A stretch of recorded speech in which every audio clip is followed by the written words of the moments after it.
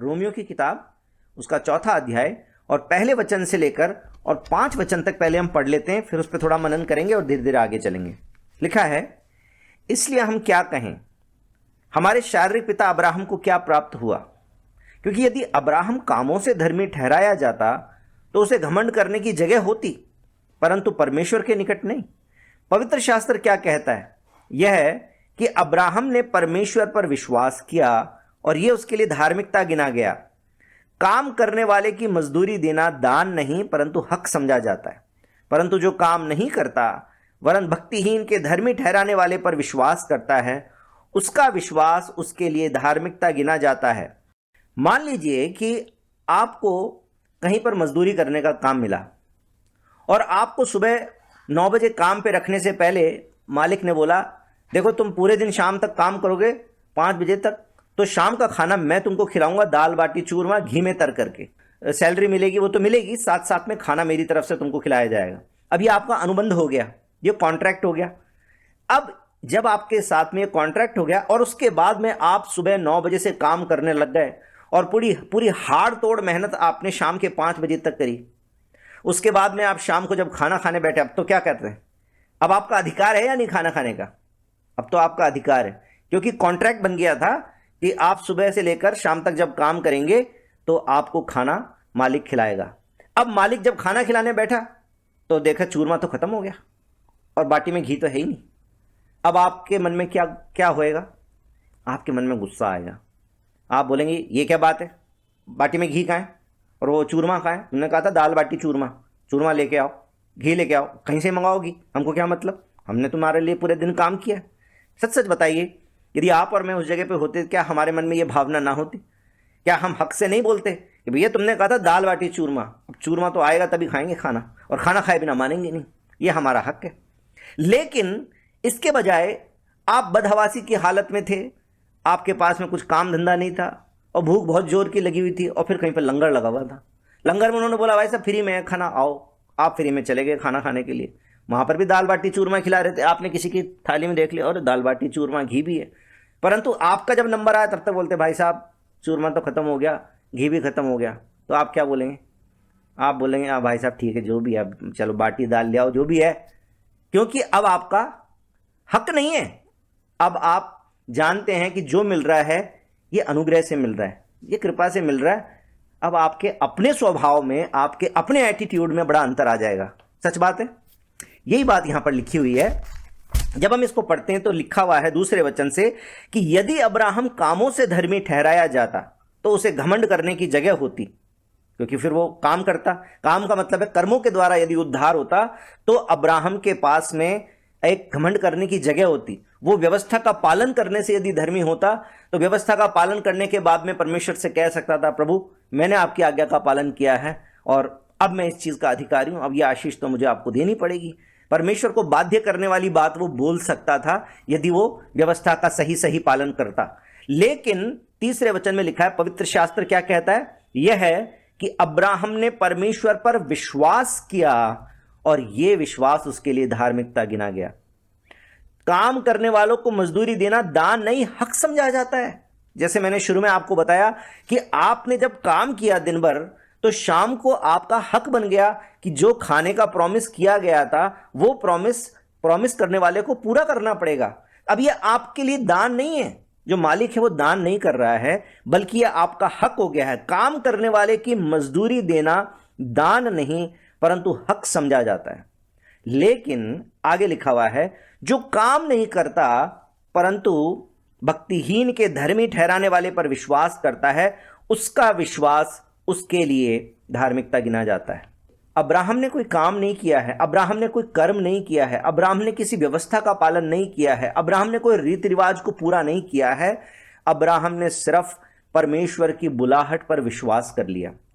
Abraham के मन में भी कई सवाल उठ सकते थे, प्रभु से बहुत सारे तर्क कर सकता था, लेकिन परमेश्वर तर्क के आधार पर आज्ञाकारिता नहीं चाहता था। परमेश्वर ने कहा उठ और चला जा, और अब्राहम अपने बीवी बच्चों के साथ में अपना जो एक बेसिक बुनियादी उसका परिवार था उसको अपने साथ लेके, और लूत का परिवार जो है वो भी उसके साथ में चला गया, और वो वहां से चल पड़े। अपना एस्टैब्लिश्ड बिजनेस छोड़ के, अपना सब कुछ काम धंधा छोड़ के वो लोग चले गए। तो कहने का मतलब क्या है? उन्होंने बस विश्वास कर लिया। और इसलिए बाइबल में लिखा हुआ है कि जो उस धर्मी परमेश्वर के, उस पवित्र परमेश्वर पर विश्वास कर लेता है, जो भक्तिहीन को धर्मी ठहराता है, किसी काम के द्वारा नहीं, किसी व्यवस्था के द्वारा नहीं, परंतु वो परमेश्वर इतना काबिल है कि वो धर्मी बना सकता है, उस पर विश्वास कर लेना, ये विश्वास है जो हमें धार्मिकता की तरफ लेके जाता है। आप और मैं कई बार सोचते हैं कि हम अच्छे विश्वासी कब बनते हैं? मैं ऐसे बोलूं, हाथ खड़े करके बताओ, कई लोग इंटेलिजेंट लोग हाथ खड़ा करेंगे, फिर वो बोलेंगे अच्छे विश्वासी भैया हम तब बनते हैं जब हमको बाइबल अच्छे से पढ़नी आती है, जब हम चर्च रेगुलर जाते हैं, जब हम प्रार्थना करना सीख जाते हैं, तब हम अच्छे विश्वासी बनते हैं। परंतु ये तो बाइबल में लिखा ही नहीं है। अब्राहम के साथ में तो ऐसा कुछ हुआ ही नहीं था, तब तक कोई व्यवस्था भी नहीं थी। अब्राहम ने बस उस अधर्मी व्यक्ति को धर्मी ठहराने वाले परमेश्वर पर उसने विश्वास कर लिया कि परमेश्वर जो है वो मेरा भला चाहता है। वो परमेश्वर कह रहा है कि तुम चले जाओ तो मैं चला जाऊंगा, मैं बिना पूछे आंखें बंद करके उस परमेश्वर की आज्ञा का पालन करूंगा। बस ये विश्वास है।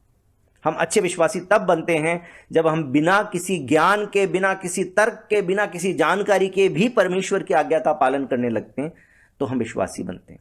तो यहां पर यह बात लिखी हुई है मेरे भाई और बहनों, जो पहला अंश हमने पढ़ा कि परमेश्वर हमें किसी कर्म के आधार पर धर्मी नहीं बनाता है, बल्कि परमेश्वर हमें धर्मी बनाता है उस विश्वास के द्वारा जो हम उस परमेश्वर पर करते हैं, जो अधर्मी को धर्मी ठहराता है। कौन सा परमेश्वर है?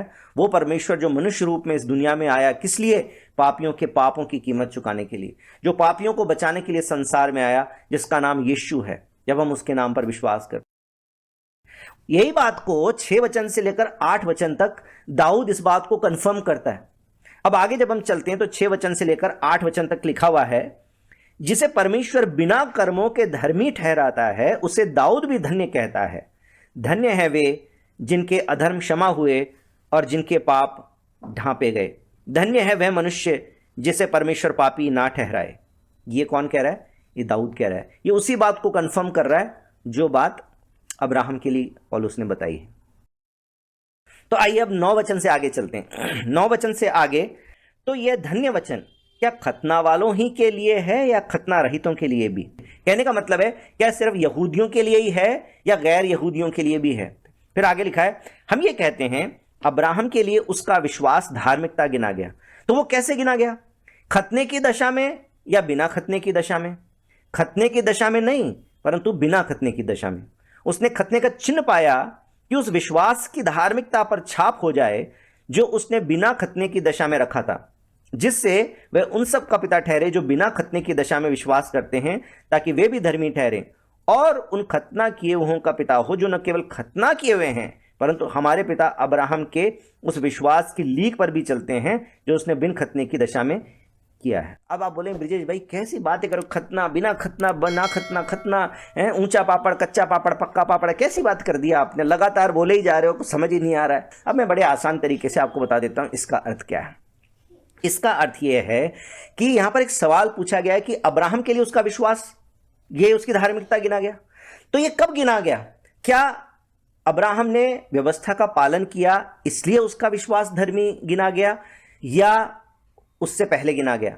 तो यहां पर उत्तर दिया गया कि देखो, खतना की व्यवस्था तो 17 अध्याय में आई। उत्पत्ति 17 में जाके परमेश्वर ने उससे कहा था कि मैं खतना की व्यवस्था तेरे साथ में बनाता हूं, और उसके बाद में तमाम इजरायलियों को खतना करना जरूरी था।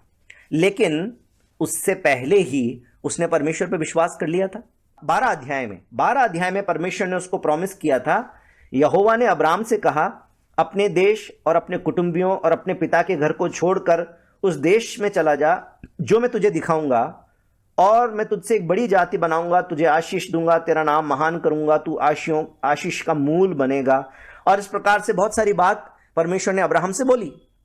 और उसके बाद में 4 वचन में लिखा है, यहोवा के इस वचन के अनुसार अब्राहम चला।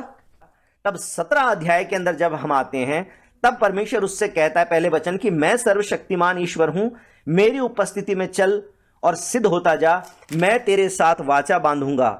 और उसके बाद में परमेश्वर ने 9 वचन में कहा कि तू भी मेरे साथ बांधी हुई वाचा का पालन करना, तू और तेरे पश्चात तेरा वंश भी अपनी अपनी पीढ़ी में इसका पालन करे। मैं मेरे साथ बांधी हुई वाचा जिसका पालन तुझे और तेरे पश्चात तेरे वंश को करना पड़ेगा, वो ये है, तुझ में से एक एक पुरुष का खतना हो। और इस प्रकार से खतना की जो व्यवस्था कब आई? 17 अध्याय में। और जबकि अब्राहम विश्वास के द्वारा कब चल पड़ा? 12 अध्याय में। इसका मतलब यह है कि विश्वास धार्मिकता गिना गया वो कब हुआ था? खतना से पहले। इसलिए यहां पर यह बात लिखा हुआ है कि क्या उसने खतना की दशा में धर्मी ठहराया गया या बिना खतना के? तो बिना खतना का ही था, उसका कोई खतना नहीं हुआ था, क्योंकि वो तो 17 अध्याय में जाके परमेश्वर ने बोला। ये बात यहां पर कह रहा है। और इसलिए वो कह रहा है, इसलिए अब्राहम विश्वास के द्वारा हरेक उस विश्वासी का पिता है जो बिना खतने की दशा में है, यानी कि आप और मैं। अब इसमें से जो 12 वचन है इसके ऊपर मैं आपके साथ फोकस करना चाहता हूं। 12 वचन में लिखा है, और उन खतना किए हों का पिता हो जो न केवल खतना किए, मानी खतना तो है ही है उनका, परंतु हमारे पिता अब्राहम के उस विश्वास की लीक पर भी चलते हों। तो पौलुस क्या बोल रहा है? इजरायलियों को बोल रहा है कि देखो, खतना तो ठीक है अपनी जगह पे, लेकिन अब्राहम के समान विश्वास भी होना चाहिए। और इसके विपरीत एक लड़ाई चल रही थी प्रेरितों के काम में। आइए जरा मेरे साथ में, प्रेरितों के काम उसका 15 अध्याय और उसका 1 वचन और 5 वचन। प्रेरितों के काम उसका 15 अध्याय और उसके पहले वचन में लिखा है, फिर कुछ लोग यहूदिया से आकर भाइयों को सिखाने लगे, यदि मूसा की रीति पर तुम्हारा खतना ना हो तो तुम उद्धार नहीं पा सकते। और 5वें वचन में कहते हैं, परंतु फरीसियों के पंथ में से जिन्होंने विश्वास किया था उनमें से कुछ ने उठकर कहा, उन्हें खतना कराने की और मूसा की व्यवस्था को मानने की आज्ञा देनी चाहिए। क्या बोल रहे हैं? बोल रहे हैं कि जो अन्य जाति विश्वास में आते हैं उनको व्यवस्था का पालन भी करना पड़ेगा, और साथ साथ में विश्वास करे तो ठीक है, लेकिन विश्वास के साथ साथ में व्यवस्था का पालन भी करना पड़ेगा। जबकि रोमियो की किताब के अंदर जब हम पढ़ते हैं तो पौलुस क्या सिखा रहा है कि व्यवस्था का पालन तुम करते हो वो सब ठीक है, लेकिन यीशु मसीह पर विश्वास करना पड़ेगा तो तुम धर्मी बनोगे।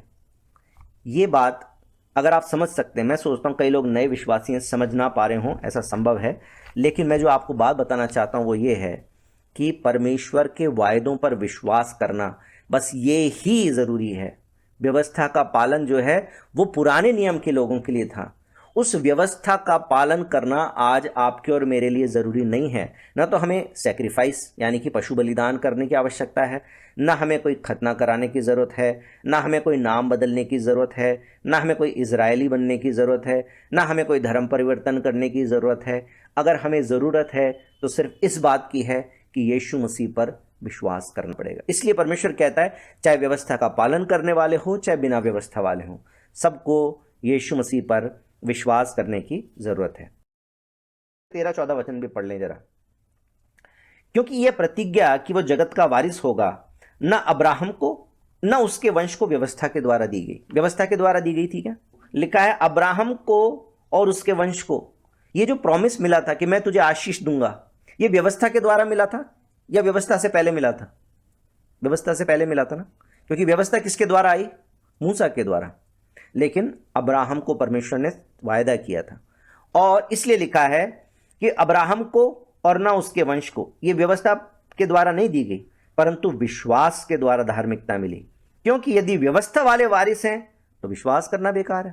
भाई अगर व्यवस्था से कोई धर्मी बनेगा तो विश्वास से क्या होगा? फिर व्यवस्था का पालन करना ही पड़ेगा और प्रतिज्ञा निष्फल है। बात समझ में आ रही है आपको? व्यवस्था के द्वारा यदि होएगा तो फिर प्रॉमिस से क्या है? प्रॉमिस होए च नहीं है। व्यवस्था पूरी होते ही वो उस चीज का अधिकारी हो जाएगा, बोलेगा कि तुमको देना पड़ेगा अब, क्योंकि मैंने तो व्यवस्था का पालन कर लिया है। लेकिन अगर बिना व्यवस्था के कोई प्रॉमिस मिला है तो कैसे पूरा होगा? विश्वास के द्वारा। तो अब्राहम ने विश्वास किया था और इसलिए वो उसके लिए धार्मिकता गिना गया। तो आपको और मुझको क्या करना है? आप बोलेंगे अब भैया ने बोल दिया आपको व्यवस्था नहीं है इसलिए चर्च जाने की भी जरूरत नहीं है, बाइबल पढ़ने की भी जरूरत नहीं है। ऐसे बोल रहा हूं क्या? मैं ऐसे नहीं बोल रहा हूं। मैं ये बोल रहा हूं कि व्यवस्था के अधीन नहीं आना है। गलातियों 5 उसका 1 जब हम पढ़ते हैं तो वहां लिखा है कि मेरे भाइयों तुम स्वतंत्रता के लिए स्वतंत्र कर दिए गए हो, इसलिए नए व्यवस्था में मत पड़ जाना, है ना। हमें नए बंधनों में नहीं बंधना। तो कई प्रचार आप ऐसे सुनेंगे जहां पर आपको एक व्यवस्था के अधीन बांधने का प्रयास किया जाएगा। इसलिए अब मेरे साथ में 15 वचन पढ़िए तो आपको बात समझ में आएगी। 15 वचन में लिखा है, व्यवस्था तो क्रोध उपजाती है और जहां व्यवस्था नहीं वहां उसका उल्लंघन भी नहीं। अब देखिए, मैं आपको इसका मतलब सिंपल तरीके से बताता हूँ। बहुत सारी कलीसियाओं के अंदर बहुत सारी इस प्रकार की व्यवस्थाएं बना दी जाती हैं कपड़ों के बारे में, इसी रंग का कपड़ा पहनना। फिर वहां पर उस लाल रंग का कपड़ा पहनने वाली बहन, जैसे कलीसिया के अंदर आज एक बड़ी सामान्य व्यवस्था है, बिंदी नहीं लगानी, सिंदूर नहीं लगाना चाहिए, क्योंकि परमेश्वर के वचन में लिखा है। लेकिन इसको व्यवस्था बनाने की जरूरत नहीं है कि अगर कोई बहन सिंदूर लगा के आ गई तो हम उसको ऐसी दृष्टि से देखने लगे, अच्छा ये तो पापनी हो गई, इसने तो व्यवस्था का पालन ही नहीं किया है, ये तो सिंदूर लगा के आ गई। हम ये नहीं कर सकते, क्योंकि हम उस नई व्यवस्था के अंदर में ना आ जाएं कि हम उसके कारण क्रोध उत्पन्न हो। लेकिन आज कलीसिया में ऐसा हो रहा है। हमने भी कई ऐसी व्यवस्थाएं अपने आपस में ही बना ली है कि उस व्यवस्था का पालन जब नहीं होता है तो फिर उसके कारण क्रोध उपजता है। तो बाइबल बताती है कि व्यवस्था जो है वहां पर जब उसका उल्लंघन होता है तो फिर एक क्रोध उपजता है। और जो परमेश्वर का जो न्याय है, परमेश्वर का जो दंड है, वो भी इसीलिए अपनी जगह पर है क्योंकि परमेश्वर ने एक व्यवस्था को कायम कर दिया। उस व्यवस्था के पालन ना करने के कारण हर एक व्यक्ति जो है वो अधर्मी हो चुका है। और क्योंकि व्यक्ति अधर्मी हो गया है तो इसलिए अब ऐसी एक अनुग्रह की व्यवस्था के ऊपर विश्वास करने की जरूरत है उनके लिए जो व्यवस्था का पालन करने में फेल हो गए। कितने लोग हाथ खड़ा करके बोल सकते हैं जी मैं तो फेल हो गया? जो हाथ खड़ा करके बोल सकते हैं कि मैं फेल हो गया, उद्धार सिर्फ उन्हीं का हो सकता है। क्योंकि यदि आप बोलेंगे नहीं मैं तो व्यवस्था का पालन करता हूं, तो फिर आपके लिए व्यवस्था ही है, फिर आपका न्याय व्यवस्था के अनुसार होगा। मैंने पिछली बार बता दिया था, जो व्यवस्था के अनुसार चलेगा तो व्यवस्था के अनुसार न्याय होगा, और जो बिना व्यवस्था के चलेगा तो उसका न्याय बिना व्यवस्था के अनुसार होगा। आप बोलेंगे नहीं मैं तो व्यवस्था का अच्छे से पालन करता हूं, तो फिर आपका न्याय होगा। तो फिर आप बोलेंगे नहीं मैं तो रेगुलर चर्च जाता हूं, तो फिर 365 दिनों में 52 संडे आएंगे, 52 संडे में से एक संडे भी आप नहीं गए तो फिर आपने व्यवस्था तोड़ दी, फिर आपका सारा एफर्ट खत्म, अब आप 0 नंबर आएंगे आपके। लेकिन व्यवस्था के द्वारा नहीं, परंतु यीशु मसीह पर विश्वास करके अगर चलेंगे तो फिर उस व्यवस्था को पालन तो हमें करना चाहिए, पर नहीं किया तो उससे क्रोध उत्पन्न नहीं होगा, उसके कारण दंड की आज्ञा नहीं होगी। इसलिए बाइबल में लिखा हुआ है कि जो मसीह यीशु में है उन पर दंड की आज्ञा नहीं है। इसलिए यीशु मसीह पर विश्वास करना जरूरी है, क्योंकि व्यवस्था का पालन करने में हम सब लोग फेल हो गए। परंतु जो बात आज यहां पर समझने की है वो ये है कि ये जो पुराने नियम की व्यवस्था थी, खतना है, सैक्रिफाइस है और बहुत सारी बातें हैं, ये सारी बातों की व्यवस्था आज आपके और मुझ पर लागू नहीं होती है। अगर यीशु ने व्यवस्था खत्म कर दी है तो ये हमारे लिए व्यवस्था की बाध्यता नहीं है कि हम कलीसिया के अंदर दशमांश और दहकी और भेंट लाएं। ये हमारा प्यार है, ये हमारा परमेश्वर के प्रति समर्पण है।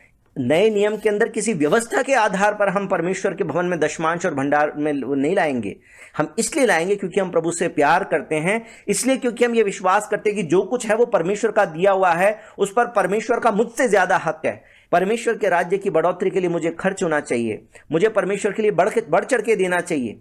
और फिर वो व्यक्ति 10% की कैलकुलेशन नहीं करेगा, क्योंकि मैं आपको बता दूं, यदि आप पुराने नियम के विश्वासी हैं तो आप 10% की कैलकुलेशन करेंगे, एकदम लाइन खींच देंगे। 10,000 रुपये मेरी सैलरी है, 1,000 रुपये मुझे कलीसिया में देना है, उसके ऊपर 1 रुपया भी देने में आपको जोर आएगा, क्योंकि आप बोले ना दशमांश देना, तो फिर आप दशमांश की लकीर खींच देंगे। ये तो मैं बोल रहा हूं यदि आप पुराने नियम के मजबूत विश्वासी हैं। आप बोलेंगे हम हैं तो नए नियम के, कहने के लिए नए नियम के हैं, लेकिन मानते आप पुराने नियम को हैं। यदि आपने 10% पे लकीर खींच रखी है, लेकिन मैं आपको बता दूं, गिरे पड़े विश्वासी वो होते हैं जो 10% भी खर्च करने के लिए तैयार नहीं, वो सोचते हैं सब कुछ मेरे ही खर्च करने के लिए। उनसे ज़्यादा अभागे कोई नहीं हो सकते, क्योंकि जो परमेश्वर पे इतना भरोसा भी नहीं कर सकते कि परमेश्वर को यदि हम अपनी आमदनी का एक हिस्सा दे देंगे तो परमेश्वर हमें ही उल्टे में ब्लेस करेगा, क्योंकि परमेश्वर तो किसी का कर्जदार नहीं है।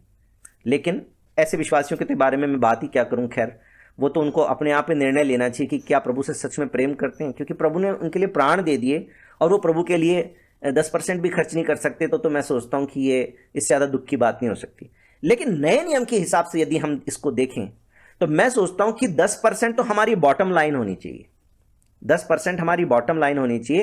कहने का मतलब है कि 10% तो मैं कम से कम अपने प्रभु के लिए खर्च करूंगा ही, उससे बढ़कर 20%, 30%, 50%, 90% तक भी मैं अपने प्रभु के लिए खर्च कर दूंगा।